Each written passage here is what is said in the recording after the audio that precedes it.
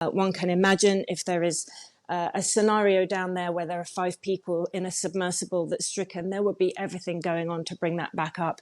And I know that Captain Harding will be a calm presence among them. He really does have the credentials for pushing the boundaries of adventure and living life to the full.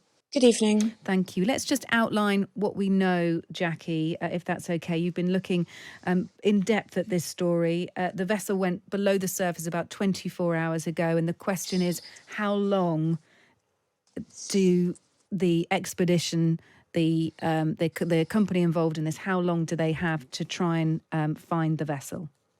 Well, of course, nobody's going to put a time limit on it because there are lives at stake. We know that there's up to 96 hours reported oxygen, and we hear it could actually be less than that. They've been missing actually since yesterday. There have been efforts all through the night to try to coordinate rescue and brainstorming how to possibly reach this stricken submersible. The depths at which you're dealing, of course, are the huge complication. You've got 5 people on a little submersible, an estimated 12,500 feet down on the sea floor, which is where the Titanic sank in 1912.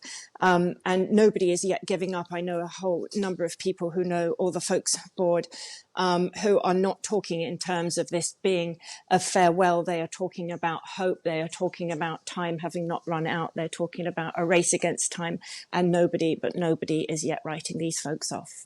Has this submersible been involved in any other expeditions that have caused people to ask questions? Have there been any doubts about the company who organises this or about the equipment involved?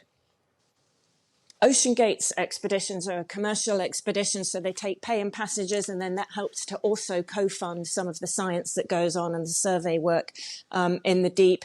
This is a trusty submersible, a Titan submersible. They're good vehicles. They wouldn't be down there if they weren't. OceanGate has run these expeditions from time to time. I know folks who have been on them before. And this was going to be the first and their only expedition with crew in 2023. Okay, and tell us about Hamish Harding, Jackie. This is someone who you have reported on, and I'm assuming that you've met him as well. Tell us a little bit about him. Yes, Hamish Harding, Captain Harding. He's a wonderful guy. He's 58. He's a father. He's an accomplished aviator and thrill seeker. He has in recent years done a number of extreme experiences in the world of exploration. I've reported on them all. He's been to space on one of the thrill rides run by Blue Origin. He's been to Challenger Deep in the Mariana Trench in the Pacific, which is the deepest point in all the world's oceans. He's done amazing things. He's been to the South Pole. He flew around the world, which is when I first met him in 2019 through an acquaintance who's a commander of the International Space Station, formerly, who flew with him around the world and set a world record for circumnavigating the globe over both the North and South Poles. He is an awesome guy. He's very humble. He's calm under pressure.